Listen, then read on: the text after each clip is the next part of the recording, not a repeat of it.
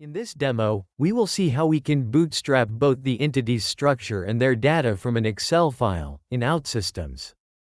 We have this Excel file that contains some information provided by the sales department.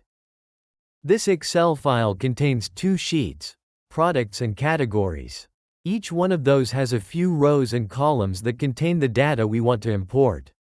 For the products, we have their name, a description, and price.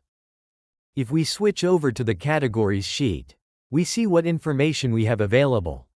In this case, we have just one column with the category name. Let's close the Excel file and switch over to Service Studio. To bootstrap both the entities and their data, we need to be on the Data tab. Right-click the database item under the Entities folder. Then, select Import New Entities from Excel. Select the Excel file you want to import. At this point, Service Studio will analyze the Excel file and, in this case, the two sheets were detected. Clicking Import will create the entity's structure and the logic that will bootstrap the data in the rows. Expanding the product and category entities will reveal their attributes. As we can see, in both entities an ID was created.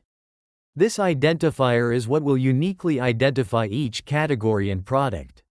The product entity has been created with three attributes matching the existing columns in the Excel file. For instance, the price was created with the data type currency. As for the description attribute, it is set as text with a length of 250 characters and is non-mandatory, since not all rows were filled in. Clicking the one-click Publish button will upload, compile, and deploy the module. This will create the entities in the database, and after successfully deploying the module, the data will be bootstrapped into those entities. Under the Processes tab, the Timers folder contains the categories and products timers. These were created automatically by Service Studio. In OutSystems, a timer is a background job that runs at a predefined scheduled. In this case, as we can see in its properties, it will execute whenever this module is published. Double-clicking the timer will reveal the logic associated to it. Without going into much detail, the logic flow will simply verify if the entity already contains any data. After that, if no data exists, it will load the Excel file and, for each row, create the corresponding product in the database. The timer for the categories is similar to this one. Let's return to the Data tab and preview the entity's data.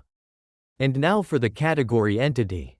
The background jobs, that is, the timers, have been executed and the data was successfully inserted into the database tables.